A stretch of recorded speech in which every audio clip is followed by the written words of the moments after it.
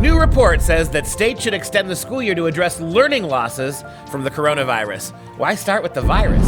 If you simply extended the public school year to cover learning losses from progressive pedagogy, your kids would be in school long enough to collect their first Social Security checks, assuming there'll be any money left. I'm Dr. Duke, she's Katie, and this is the Dr. Duke Show.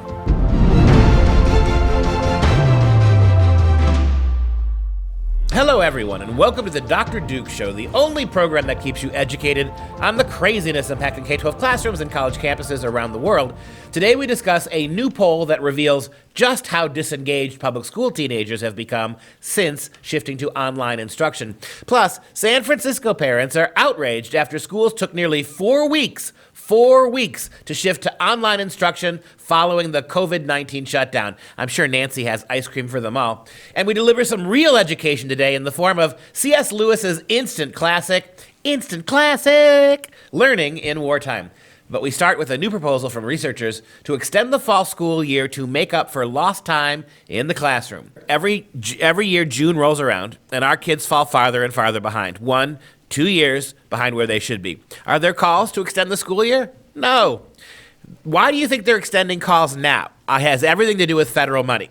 Has everything to do with doling out all kinds of federal dollars to give teachers, and I guarantee you if they extended the school year, it would be overtime pay for superintendents, for principals, for lunch lady Doris, for all of them. We're getting these reports saying that we should extend the 2020-2021 school year, lengthen the school day, or simply do both.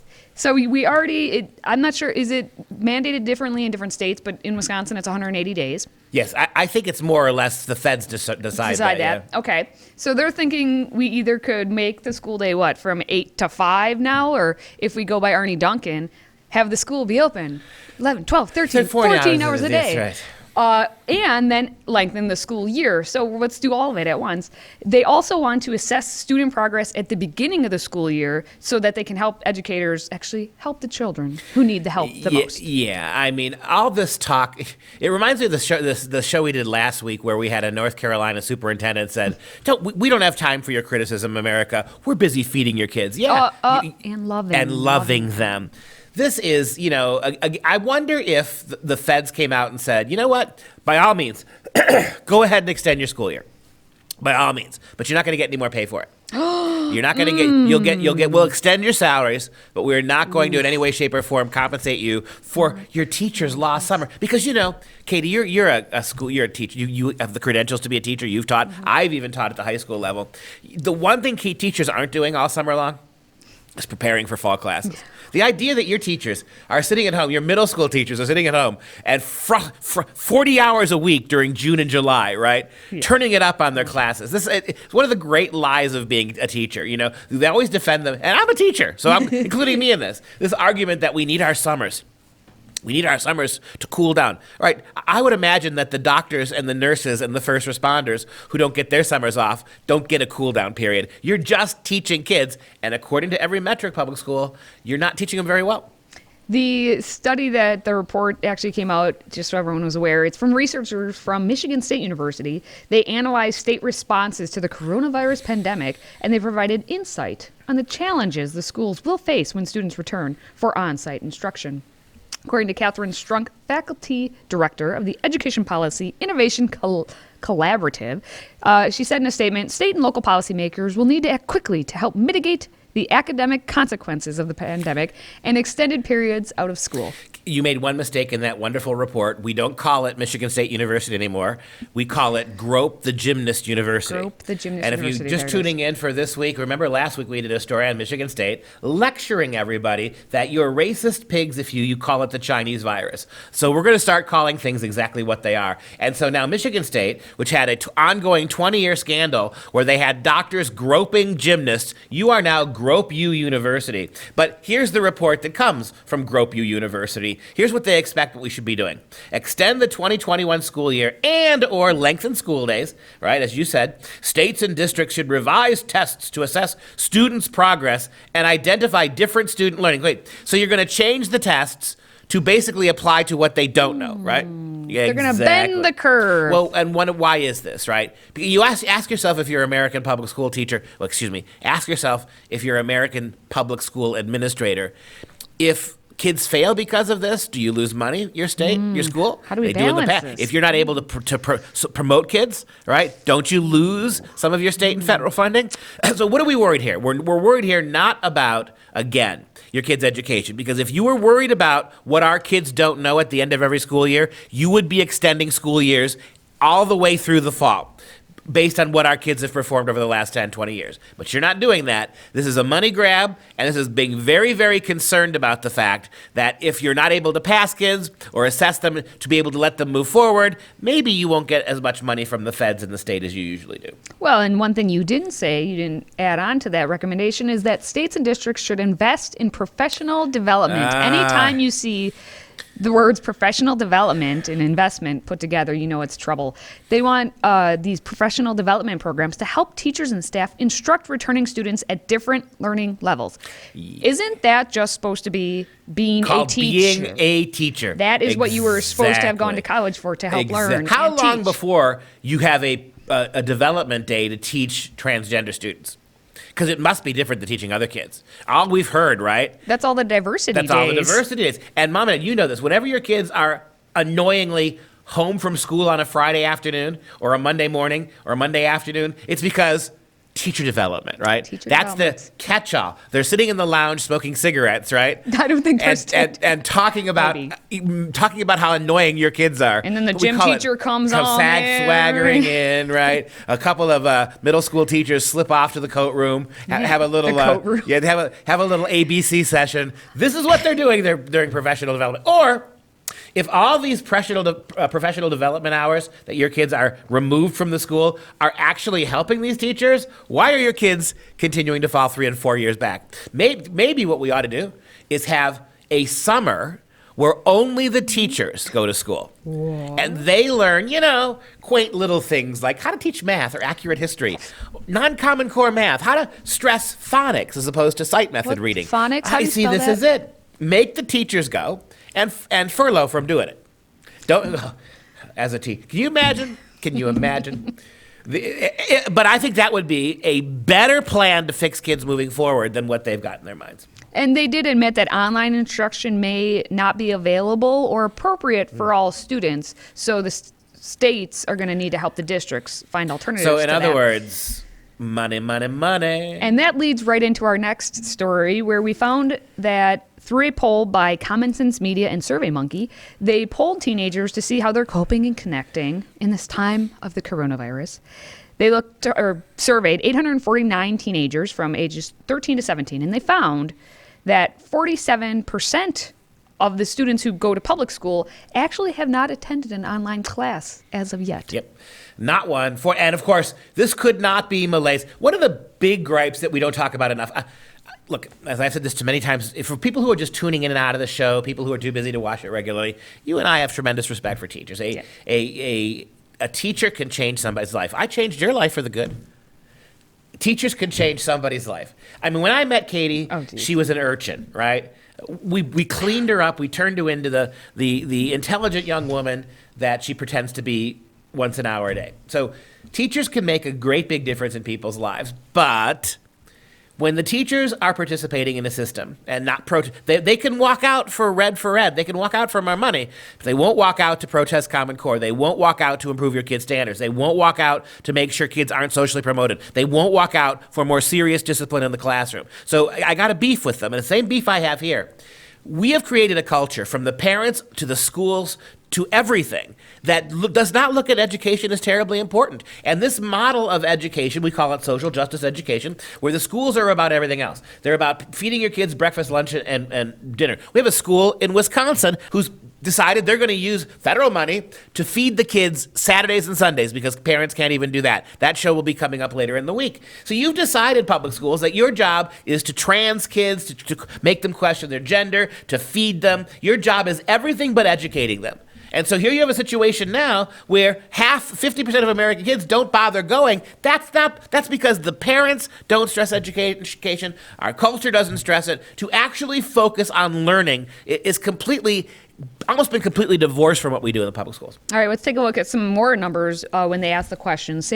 They asked the students how frequently are they in contact actually with their teachers, and many of them are not in frequent contact at all. Almost 1 in 4, 24% of them said they are connecting with their teachers less than once a week. 1 in 4 are connecting less than once per week. I want the parents to understand that. So if your student is saying, oh, yeah, I am doing my school and I know what the teacher's wanting of me, do they, though? Because they're not. Students in private school, though, report more frequent contact with their teachers and more communication related to school just in general. 2/3, 66% of the teens in private schools said they're actually connecting with their teachers once a day or more. So private school versus public school. Do you know what's not listed here? Homeschooling. Oh. Where the teacher, whose mom, connects with the kid 24 hours every day, right? And yet you got idiot places like Harvard trying to suggest we need to get rid of homeschooling, right? How dare homeschooling continue to educate kids at a very high level while we public school kids can't even get our public school kids to log on. It's not like these kids are computer illiterate. What do you think these kids are doing when they're not accessing their teachers online? Fortnite, apparently. There you go. They're playing endless video games. Well, that is a video game, so. Fortnite, is that another one of those sexy know. vampire shows that they used to watch? I do not know. What was I that never one watched called? them. I don't know because I haven't watched. Oh, Fortnite, Twilight, I don't know. That's Anyway. movie series. Anyway, Our moving point on. was, very belabored, your kids are on the computer constantly when they're at your house, but they can't check in with the teachers. And it's not even okay if it goes both ways though here because are what the do the teachers teachers do it? trying to do it? Because I know there are a lot of teachers who are making the argument out there. Wow, online learn. I wanted to be in the classroom. I teach in the classroom that communication. But it's 2020 and every teacher knows how to use some sort of technological device. And they if they should don't, be able to. the education department has failed them like they failed them in every other way. Their education programs. Speaking of education programs, I was supposed to, when I got out of this class, supposed to take a 1-credit class in my education program. There were 2 separate classes. The first one literally was trying to teach you how to do a PowerPoint. This was a couple years ago. I learned how to do PowerPoint when I was like 9, 10. Wow. So we were supposed to do that in Microsoft Word. You had to do in Microsoft Excel. So I was able to skip out of that class because I'm like, come on, this is just a waste of it. Oh, I complained. I said I'm a non-traditional student. I have degrees before blah, blah. I got out of it. Don't worry. Nice. I said I kind of test out of it. It was easy. But then the next class wasn't that much more sophisticated. So I know that teachers in today's schooling are getting taught how to use these programs, but the ones who have been teaching for 20 years, they're still trying to teach them the same program, so it should be fine. The whole system is a scam. I mean, and the other question is, what accountability will there be for any of this? And the answer is none. Because I'm online, you see it. I've seen it from principals. Yep. I've seen it from administrators. They're saying, don't worry. Don't worry that your kid's falling behind. Don't worry. We will catch them up. That's what they're saying. What that means is they're all, thanks to Common Core and the federalization of education, they're all falling behind equally. Yes. And that's business as usual for the public schools. Although it is interesting, how bad must public schools be in California? Yeah. California, where parents are angry about the bungled transition to online learning. Specifically in the San Francisco region. Yeah, in the Bay Area, parents are irate because they have so many different school districts going on out there that certain school districts have been kind of getting this whole online learning going and other ones have not done anything. There are some schools that didn't launch any sort of online learning until 4 weeks after the closures, like just coming back right now this week because they had their spring break. There has been nothing. Teaching and learning is varying widely by the district, according to the San Francisco Chronicle.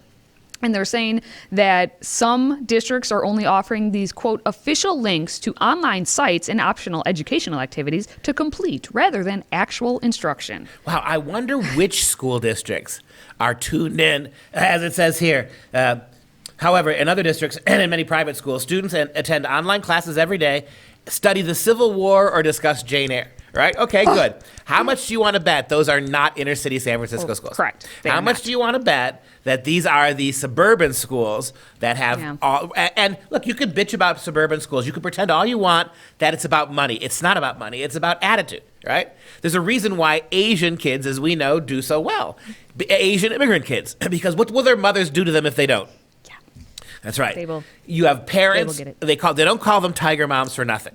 It's true. Sit down, shut up, do your homework, or I'm gonna let you sleep out in the doghouse.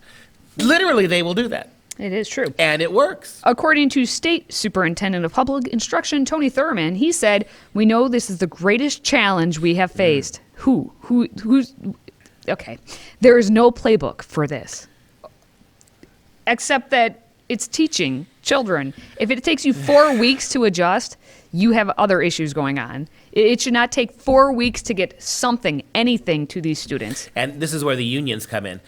Many districts are also working on agreements with local teachers' unions to determine how to adopt distance learning, which means, right, how much are you going to give us to do this this is over and above what we usually do. And so consequently, we're going to have, it takes a month to adapt to this kind of stuff. They want to make it rain in California. Where's California? I mean, excuse me, where's Nancy? Nancy? Where's Nancy in all this? She's busy. She has ice cream to eat. San Francisco specifically is one of the unions that has not reached a deal as of last week, but they are starting the distance learning now. And according to officials, they said since they have been closed since March 16th, they said students, you can either work alone or with adult support in your learning activities. That's it. That's what they've given them. Plus, 8,771 Chromebooks have gone out the door. But, you work alone or with some adult support. Yeah, and isn't it amazing that you're sending home all this technology with the kids, And then- you've got kids who already know how to be on the computer, and they can't. The schools can't figure out a way to make this work. You know what they should have sent them home with? But they would have had to order some. Books. Books. What is this? Books.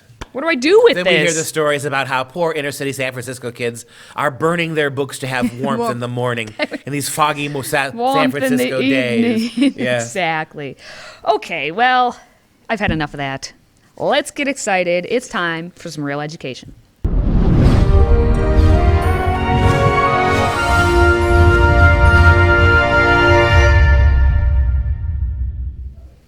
I'm just a little excited today to talk about a proper chap by the name of Clive Staples Lewis, better known as C.S. Lewis. He's kind of like a Dr. Duke if Dr. Duke lived in the first half of the 20th century and was British. He was an academic, holding positions in English literature at Oxford University and Cambridge. He was a brilliant writer and a lay theologian. And his best friend, outside, of course, of his love for his creator, his brother, and his love, Joy Davidman, which you should read that love story, was a guy named J.R.R. Tolkien. You may have heard of him. And a little fun fact for the people, because I just really like fun facts, he died on November 22nd, 1963, the same day as someone else famous. The same day that John F. Kennedy died, and Aldous Huxley of Brave Huxley New as well. World. Yes, Ooh. Huxley. So somebody, I think Peter Kreeft is his name, actually wrote a story about JFK, C.S. Lewis, and Huxley meeting in heaven together. Ooh. Maybe we'll do that for a instant classic That'd be down fun. the road. But I like to do C.S. Lewis in times of trouble because Lewis was really one of the main forces in bucking up the British spirits during World War II. While the bombs were falling from the Blitz, Lewis was reading the screw tape letters, composing them literally for a wartime audience. And he has a lot to say from a Christian perspective of how we should handle ourselves in times of great stress. This little passage is from a book, a little tract called Learning in Wartime. So you had, again, I, with all due respect, the Nazis were a much bigger danger to the world than the coronavirus. The Nazis were much more indiscriminate in who they killed. The Nazi ambitions were much more vicious than anything Corona could do.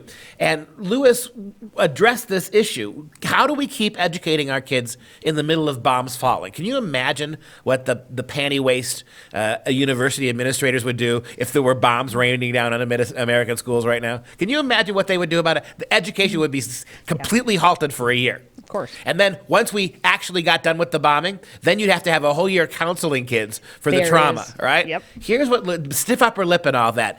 Keep calm and carry on, for God's sake. The British knew this, and Lewis was a key player in this.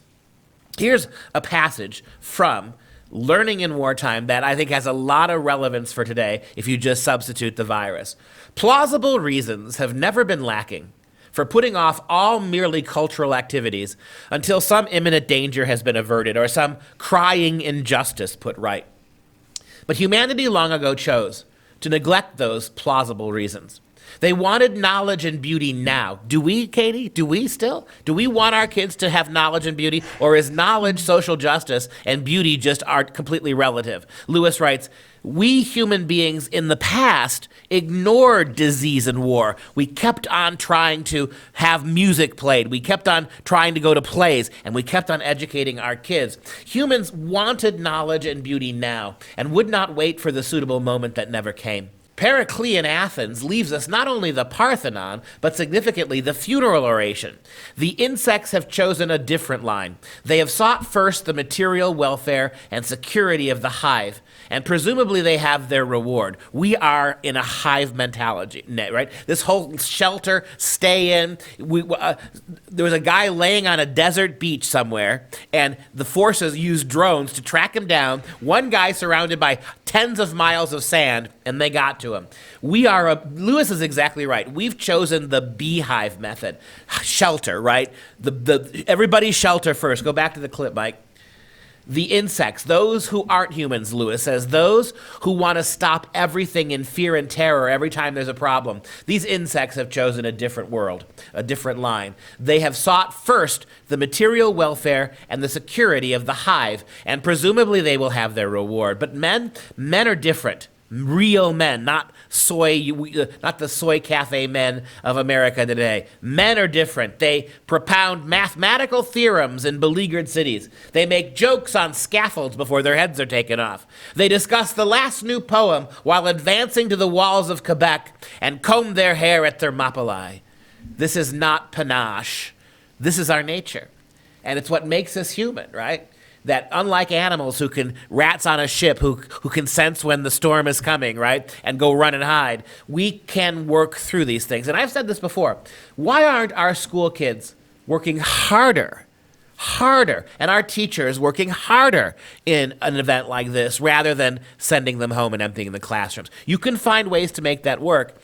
It's really a lack of humanity. We're backpedaling as human beings, Lewis said, and he was right. And if you take a look at the entire speech, you just pulled that small little snippet from it. Now, this was a sermon he actually gave to Oxford students in 1939. Again, they're in England, and it's World War II. Right. So they are under imminent danger, as you said. And these boys are about to be shipped off to fight that war. Yep. And so he gave this speech. Look up the entire thing, this entire kind of sermon. It's not that long. But Lewis hits the nail on the head. Now more than ever is the time to focus on your work, focus on that knowledge. Because if you say, well, I'll do it after, right now, this pandemic for us, it'd be, right now I got to focus on the coronavirus. You're always going to be putting it off. And that's not what God put us on this earth to do. It's unhuman. It's insective, right? It's like, and here's another thing. Look, if you come home and if you go to the doctor says you got 6 months left to live. Are you going to spend that 6 months hovering in a hospital room under your bed? Or are you going to try to live that 6 months to your absolute fullest? You're going to try to live it to your fullest. It's a shame that we can't do that for our kids as well. That we run away from these things. Seems to be, and tell me this isn't a major problem with America today. Safety, comfort, not freedom and liberty. The Founding Fathers said that as long as we had a population that sought for liberty and freedom, not comfort and security, the Republic would last. That's why your Republic's going away. Thank you, C.S. Lewis, from the grave for calling it the way you saw it, and what a prescient way you nailed coronavirus, the entire coronavirus world. And that's going to do it for this Monday's show. If you liked the episode, please help us keep others educated by liking and sharing on Facebook, YouTube, and Twitter. Also, if you're a fan of the audio podcast, please give it a 5-star review. Leave us a nice comment so we can keep moving up in those rankings. And just a quick reminder, Freedom Project Academy's Judeo-Christian online classical school is enrolling now, right now. Our kids have not missed a class. They've not missed a day. We don't have any teacher development days where your kids are sent home. If you want to see a school like Lewis would have envisioned that keeps right on rolling, check out our live classrooms, see if they are a good fit for your family. Request your free packet at freedomforschool.com. That's freedomforschool.com. For Freedom Project, I'm Dr. Duke. She's Katie. And until next time, keep getting your Lewis on, kids.